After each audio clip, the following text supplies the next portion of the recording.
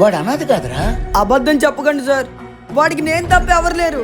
మీరు కావాలని ఇదంతా చేయిస్తున్నారు. నిజంరా, వాడికి అన్నీ ఉన్నాడు. వాడు ఉండబట్టే కేసు క్లోజ్ చేసాం. మీరెన్ని చెప్పినా నేను నమ్మను సార్. నాకు తెలిసి మీరే వాడిని చంపి ఈ కట్టుకదంతా అల్లుతున్నారు. నమ్మట్లేదు కదూ? ఉండు, ఇప్పుడే వాడిని పిలిపిస్తాను. సార్ సార్ పిలిచారంట, ఏమైంది? ఇగో వీడే మీ ఫ్రెండ్ అక్షయ్ అన్నయ్య. కావాలంటే వాడిని అడుగు.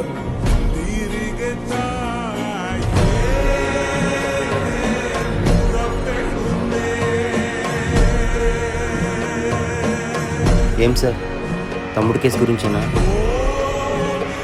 నాకేం అర్థం కావట్లేదు సార్. వాడికి అర్థమైనట్టు చెప్పు. అక్షయ్ నేను సొంత అన్నదమ్ములం, నీకు ఎప్పుడు చెప్పలేదా? లేదన్నా, నేను ఎప్పుడు అడిగినా వాడికి ఎవరు లేరనే చెప్పేవాడు. ఎందుకంటే చిన్నప్పుడు అమ్మ నాన్న చనిపోయారు.